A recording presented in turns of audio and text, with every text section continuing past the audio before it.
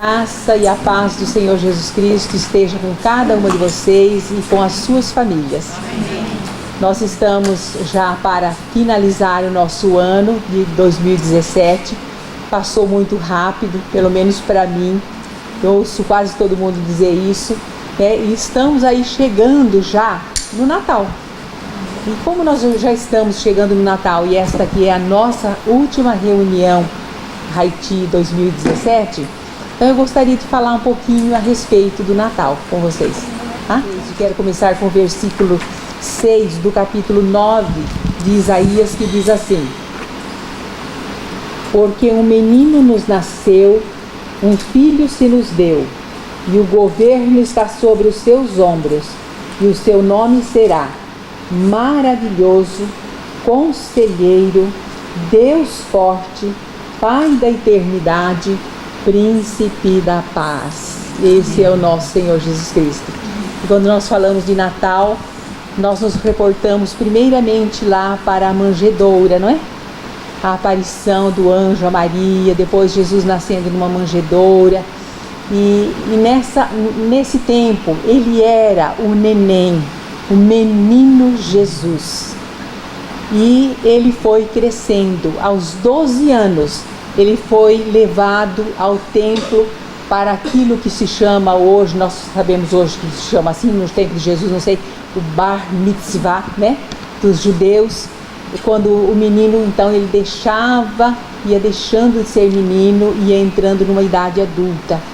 Então, Jesus já não era mais o neném da manjedoura. Então, vamos tomar cuidado com isso, em Natal pensarmos só no bebezinho que nasceu na manjedoura. Porque aos 12 anos ele já foi encontrado lá entre os doutores da lei, conversando com aqueles homens, com toda a sabedoria que o Senhor já tinha dado a ele, falando das coisas, ele disse assim: estou falando das coisas do meu pai, dos negócios do meu pai. Depois, há um período em que você não vê mais nada a respeito da vida de Jesus, mas que nós sabemos que ele era sujeito ao seu pai e à sua mãe. Ele trabalhava na carpintaria juntamente com o pai. E eu fico até triste quando eu vejo que os artistas que fizeram esculturas e pinturas de Jesus fizeram umas mãozinhas assim delicadas, fininhas. Gente, não é nada disso, porque ele trabalhava com madeira. Sabe aquela cruz, quando ele foi parar mais tarde, ele conhecia tudo aquilo muito bem, porque ele trabalhava com madeira, tá? Mas aos 30 anos, aos quase 30 anos, ele vai de encontro com o precursor dele, João Batista, e ele então se revela ao mundo como o Messias de Israel. E aí então ele passa a desenvolver o seu ministério. Ele chama os seus discípulos, ele ensina, ele treina aqueles homens rudes, pescadores, homens sem cultura nenhuma, com exceção de uns poucos.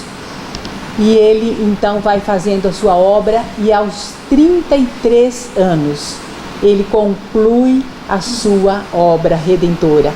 Ele diz: para este momento eu vim. Olha, a minha vida não vai ser tirada de mim, o Senhor Jesus disse.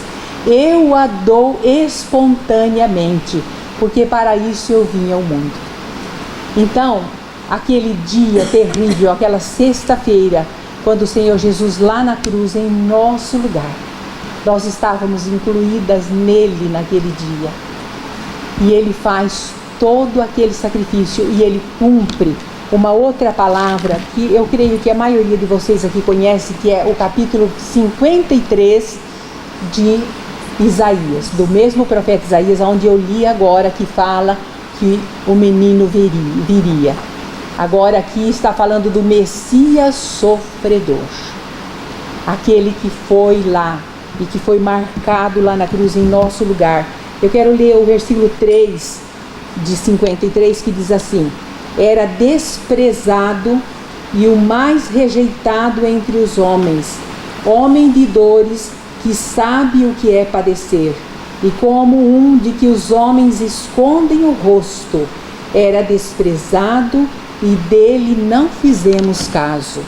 Depois o 10 diz assim: todavia ao Senhor, ao Pai, né, agradou moê-lo, fazendo-o enfermar.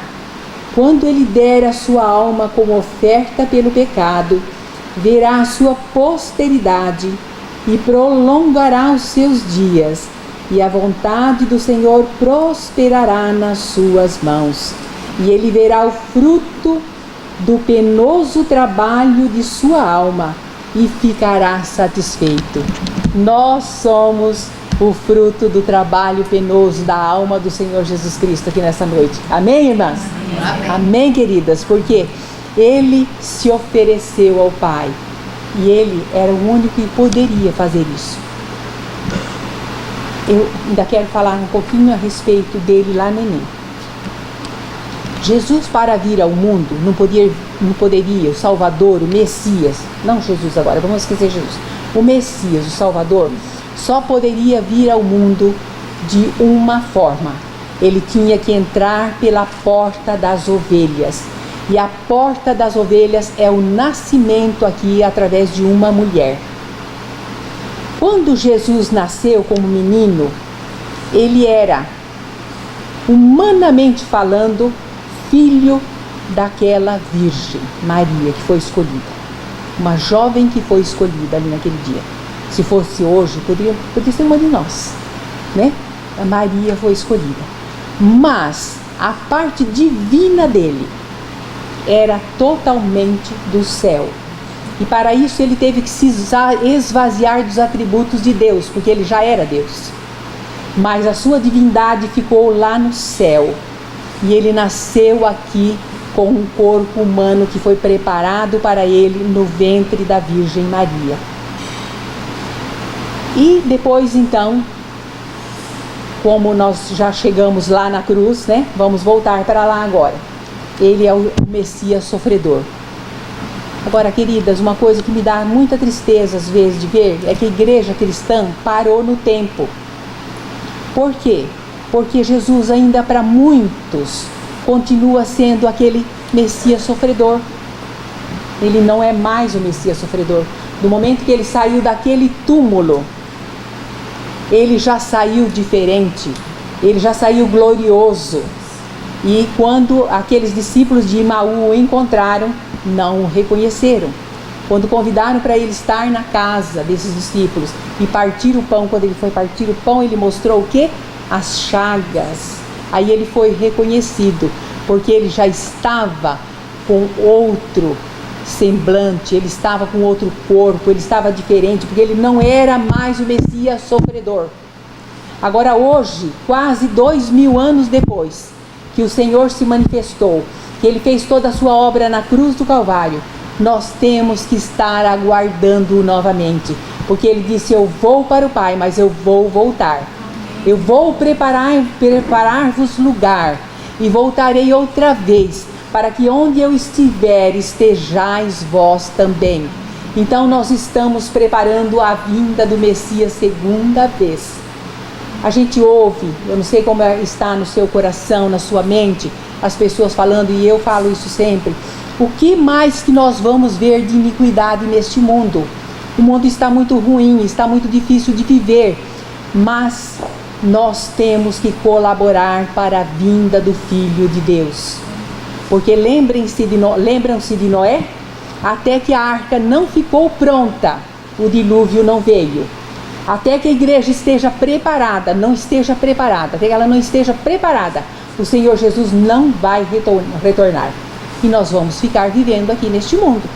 Então, o que nós devemos fazer? Você gostaria de fazer alguma coisa para apressar a vinda do Senhor? Nos preparando, trabalhando e amando a sua vinda. Porque quando nós nos preparamos, ele está vendo, a noiva está ficando pronta. E nós estamos fazendo mais, estamos dividindo, estamos multiplicando a palavra dele. Aquilo que ele fez nos nossos corações, estamos levando para outras pessoas. Estamos desejando a sua vinda. Ele virá. Amém? É isso que eu queria deixar com vocês. Então vamos pensar no Senhor Jesus Cristo sempre, hoje, como aquele que está pronto para voltar. Ele só não veio ainda porque a arca não está pronta. Nós somos a arca do Senhor. Então, queridas, vamos pensar naquele Messias glorioso, Rei dos reis, Senhor dos senhores, que virá com glória, com arcanjos, com trombetas e vai colocar ordem neste planeta. Amém? É isso que nós aguardamos. Novos céus e nova terra, aonde habita a justiça. E Jesus veio como filho de Davi, porque ele é da geração e da casa de Davi. E Deus havia prometido para o rei Davi que o reino dele subsistiria para sempre. E o último e permanente rei de Israel será o Senhor Jesus Cristo, o Messias. Amém?